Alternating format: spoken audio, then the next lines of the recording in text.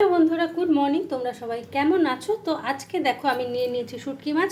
শুটকি মাছটা আমি সামান্য পুড়িয়ে নিয়েছি গ্যাসের আগুনে, নিয়েছি লতি। তো আজকে আমি রান্না করব শুটকি মাছ দিয়ে লতি। যে লতিটা রান্না করব কী দিয়ে দেখো, এখানে নিয়েছি আমি পেঁয়াজ, লঙ্কা, টমেটো, আর এখানে আদা জিরা বাটা আছে। আর নিয়ে নিয়েছি রসুন। রসুনটা আমি থেতো করে নেব। আমি রসুনটা পেস্ট করে নিই, কারণ রসুনটা একটু আধা আধা ভাঙা করে নেব যাতে রসুন মুখে পড়ে। তো এখন আমি শুটকি মাছটাকে ভালো করে ধুয়ে নেব। শুটকি মাছটা আমি খুব ভালো করে গরম জল ঠান্ডা জল দিয়ে ধুয়ে নিয়েছি। এবার আমি শুটকি মাছটা ভেজে নেব। গ্যাসে কড়াই বসিয়ে তেল দিয়ে দিয়েছি, তেলও গরম হয়েছে। মাছটা আমি এবার ভেজে নেব। শুটকি মাছটা ভাজা হয়ে গেছে, এবার আমি তুলে নেব।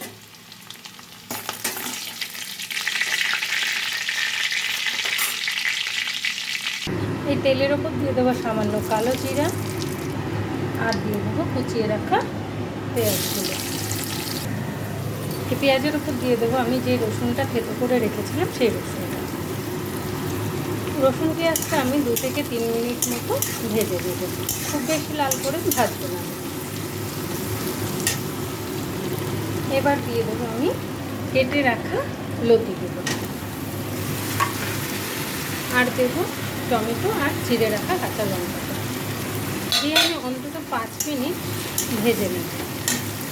দেখো 5 মিনিট মতো হয়ে গেছে। লতি দিয়ে আমি পেঁয়াজ রসুনের সাথে ভাজা ভাজা করে নিয়েছি।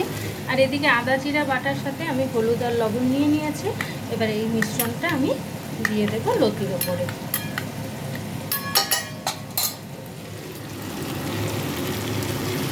দিয়ে আমি আরও 5 মিনিট কিন্তু মশলা দিয়ে লতিটা কষিয়ে নেব।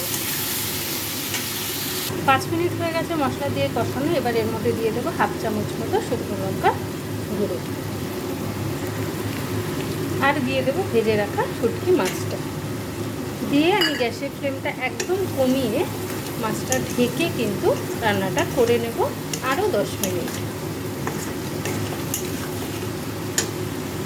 লতি দিয়ে শুটকি মাছটা কিন্তু একদম রেডি হয়ে গেছে। এবার আমি এটা নামিয়ে নেব। দেখো আমি তো নামিয়ে নিয়েছি লতি দিয়ে শুটকি মাছ।